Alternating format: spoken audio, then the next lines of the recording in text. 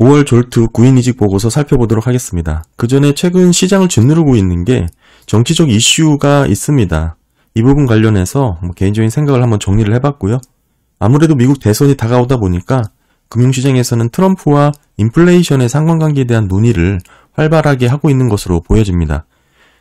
TV토론에서 바이든이 상당히 밀리면서 민주당 후보 교체까지 가능성에 대해서 높아지고 있는 상황이라 이런 식의 트럼프가 공화당이 모두 행정부와 의회를 장악하게 될 경우 아무래도 기존의 트럼프의 경제 정책 자체가 구조적인 인플레이션의 뇌관이 될 수 있다는 우려가 확산되고 있는 상황입니다. 최근 금융시장을 중심으로 트럼프와 인플레이션이라는 단어 자체가 자주 언급되고 있는데요. 하지만 이는 실제 경제 지표로서 확인된 데이터가 아니고 월가의 불안 심리를 반영한 부분이 크다, 이 말씀을 드리고 싶은 거고, 트럼프의 정책이라는 게 사실상 대규모 감세와 보호무역 정책이 기조를 이루고 있기 때문에 전반적으로 무역전쟁이 나타날 수밖에 없고 시장 전체적인 인플레이션 압력이 이어질 수밖에 없다는 뜻이죠.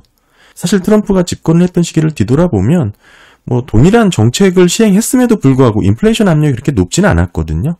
이런 부분에 있어서 시장의 불안이 좀 과도하다라고도 볼 수가 있고, 특히 어제는 연준 파월 의장이 인플레이션이 완화되고 있다고 직접 언급을 했던 부분도 있습니다. 시장이 빠르게 안도하는 모습을 되찾기도 했었는데 기대 인플레이션 지표도 상당히 안정세를 보이고 있고, 이런 상황임에도 불구하고 실제 데이터 숫자가 잡히지 않은 상황에서 지금 정치적 이슈로 대선이 다가오면서 아무래도 트럼프가 인플레이션을 촉발시킬 것이다라는 그런 불안이 시장에 많이 만연하게 확산되고 있다고 봐야 됩니다. 사실 그럼에도 유가의 움직임이라든지 기대 인플레이션 수치 자체가 실질적으로 높아졌냐 이렇게 볼 수는 없거든요. 그럼에도 시장은 마치 높은 인플레이션이 기정사실인 것처럼 시장을 흔들고 있는데 아무래도 불안 심리에 기반한 움직임이다 보니까 좀 과격하게 변동성이 나타나고 있다, 이렇게 봐야 될 것 같습니다. 이런 상황에서 우리가 중심을 잡아야 될 부분은 실제 데이터와 정책 변화를 면밀히 관찰하는 게 필요하다고 생각합니다. 지금 월가의 불안 심리에 휩싸이기보다는 냉철한 판단이 좀 필요하지 않을까, 이렇게 봐야 되고, 현재 시점에서 시장 반응이 과도한 부분이 없는지, 이게 실제 경제 지표에 얼마나 괴리가 벌어졌는지를 살펴봐야 투자 포인트가 되겠죠. 시장은 항상 합리적이지가 않습니다. 100% 합리적이라면 투자 기회는 하나도 없어지는 게 이론적으로 맞는 뜻이 되겠죠.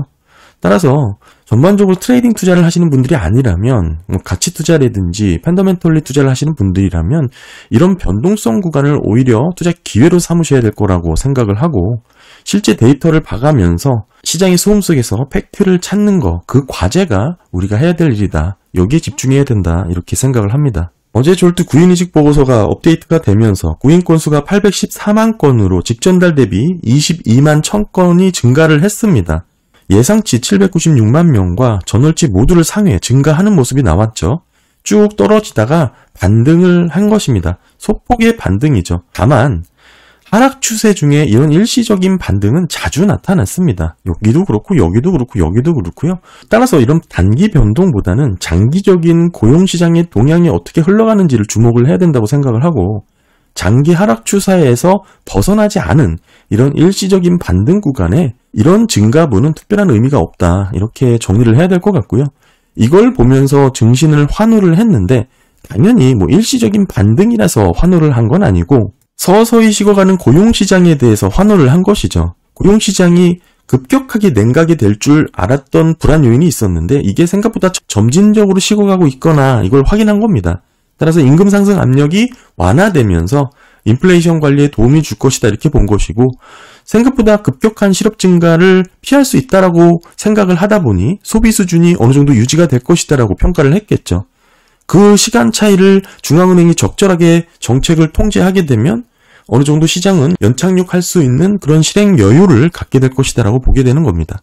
더불어서 더 긍정적으로 보시는 분들은 이렇게 고용시장이 식어가는 이유 자체가 산업구조 변화에 따른 자연스러운 조정 과정이다, 이렇게 평가하시는 분들도 계시지만 이 부분은 사실 너무 긍정적으로 좀 과하게 치우친 경향이 있고, 종합적으로 보게 되면 일시적인 반등 그 자체를 환호했다라기보다는 연착륙의 과정이라고 평가를 할 수 있어서 좋게 해석을 하고 있다라고 봐야 되고, 그런 측면에서 보면 긍정적인 신호로 해석을 충분히 할 수 있지만 중요한 것은 전체적인 경제 상황과 다른 지표를 종합적으로 고려를 해야겠죠. 다만 시장 참여자들은 장기적인 추세보다는 단기 뉴스에 과민 반응하는 경향이 높죠.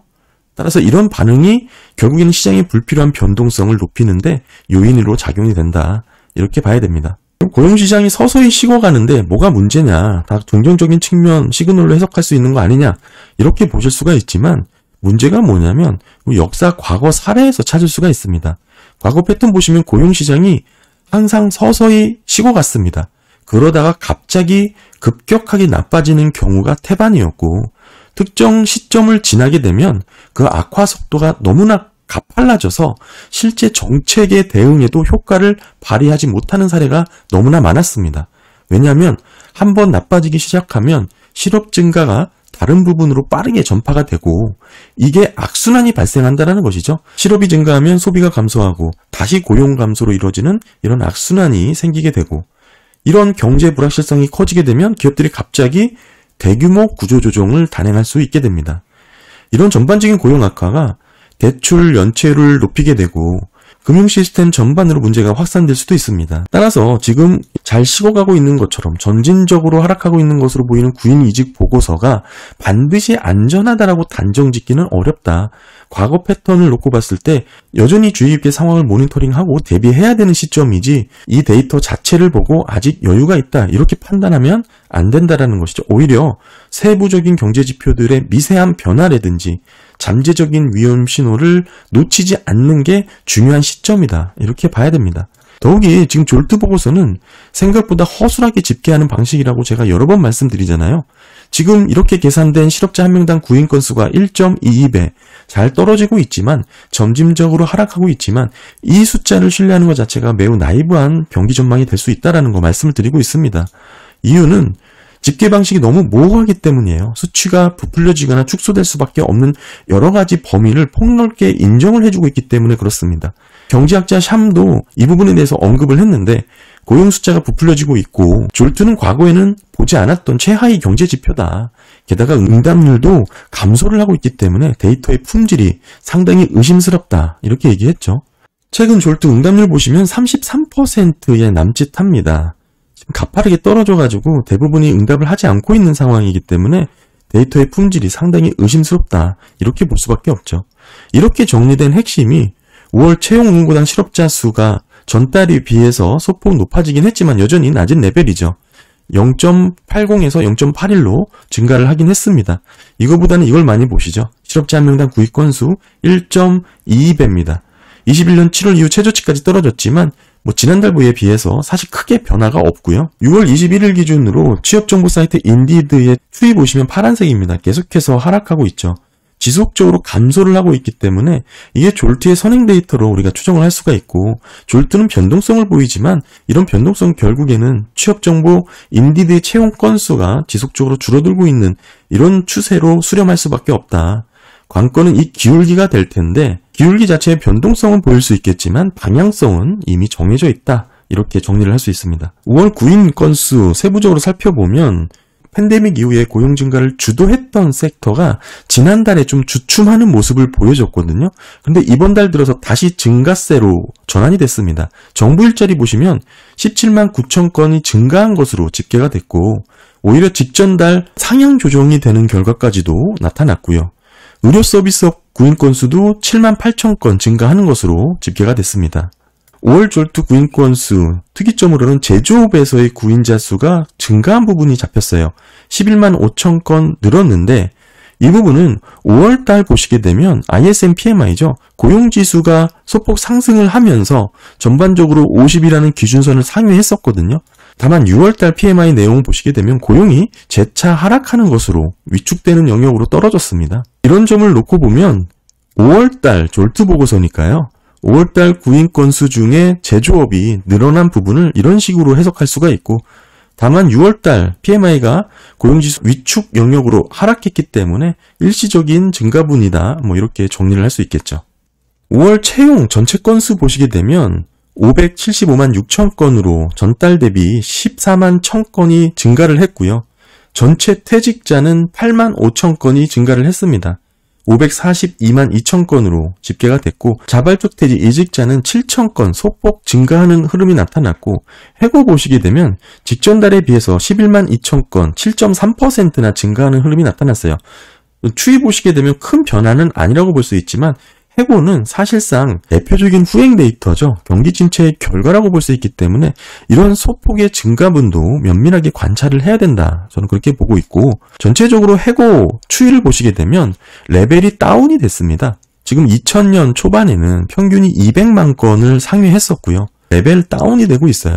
따라서 단순하게 해고 레벨이 팬데믹 이전 수준에 비해서 낮다, 이렇게 평가를 하면서 안전하다라고 생각하시면 안 되는 거고, 경기 침체와 실업률 단순하게 해석하지 말아야 된다라는 예전 영상 참고하시면 도움이 될 것 같고요. 전반적으로 경기 침체 주기가 짧고 경기 침체 주기가 늘어나면서 실업률 추세선이 상향 조정되고 하향 조정되는 패턴에 대해서 말씀을 드린 적이 있습니다. 이게 자연 실업률의 변화로도 나타났고, 이런 흐름으로 놓고 봤을 때 해고 데이터도 단순히 팬데믹 이전의 평균 레벨을 비교해서 그보다 낮다, 이렇게 평가를 하면 될 게 아니라 전반적인 평균 건수가 낮아지고 있다는 측면에서 놓고 보면, 클리블랜드 연은의 이 실업률 추이 분석 논문을 통해서 살펴보면 실업률이라든지 신규 실업수당 청구 건수라든지 해고라든지 이런 부분이 팬데믹 이전 수준을 밑돌면서 안정되었다, 이렇게 평가할 수 없다라는 것을 말씀을 꾸준히 드리고 있죠. 더불어서 5월 평균 주당 노동시간은 34.3시간으로 계속 감소 추세를 보이고 있습니다. 이번 5월달 구인율은 4.7%로 집계가 됐습니다. 2020년 12월 이후 최저치까지 떨어졌는데, 이 4.7은 원로이사가 언급을 하기도 했죠. 구인율이 4.5를 하회하게 되면 실업률이 큰 폭으로 상승할 수 있다라고 얘기를 하고 있는데, 이게 베버리지 곡선을 갖고 얘기를 한 것이죠. 관련해서 제가 여러 번 말씀드렸지만 베버리지 곡선의 기본 이해는 예전 영상 참고하시면 될 것 같고, 미국의 베버리지 곡선은 기본적으로 우상향을 했는데 지금 보시면 이 검은 선입니다. 이렇게 구인 건수가 떨어져도 실업률이 높아지지 않았던 패턴이 나왔지만, 이게 4.7 이하로 더 떨어지게 되면 실업률이 상승하는 그런 패턴으로 이어질 것이다. 이게 시계의 역방향으로 움직이게 되거든요. 지금 그 변곡점에 다가왔다라는 것입니다. 여기서 구인율이 조금만 더 하락하게 되면 4.7이니까 4.5를 하회하게 되면 베버리지 곡선상 실업률이 상승하는 구간이다, 이 얘기를 하고 있는 거죠. 사실 이렇게 달라진 고용 환경에 대해서는 재무부 또한 인식을 하고 있습니다. 최근 경제정책 성명서에서 팬데믹 기간 동안 이민의 증가로 안정적인 실업률을 유지하기 위해 필요한 일자리 증가분을 20만 개 이상으로 추정을 하고 있어요. 이 얘기는 팬데믹 이후의 2배치거든요. 이런 전반적인 데이터도 팬데믹 이전 데이터와 단순 평균 비교를 해서 그때에 비해 낮기 때문에 안전하다고 평가할 수 없다라는 것을 강조드리고 있는 거고요.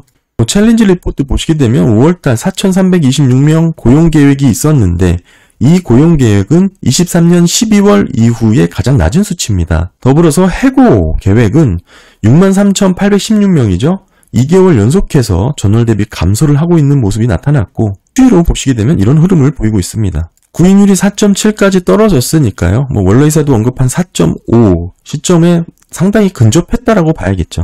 이제는 실업률이 상승할 수 있는 그런 임계치까지 구인 건수가 많이 떨어졌다, 이렇게 정리를 할 수 있을 것 같고, 여러 번 말씀드리지만 실업률이라든지 신규 실업수당 청구 건수, 해고 관련된 고용 데이터는 이런 고용시장의 변화에 따라서 전체 레벨 자체가 상향되고 하향되는 패턴이 나오고 있습니다. 지금은 경기 침체 주간이 길어지면서 전반적으로 레벨이 떨어져 있는 상황이라는 것을 보여주고 있고요.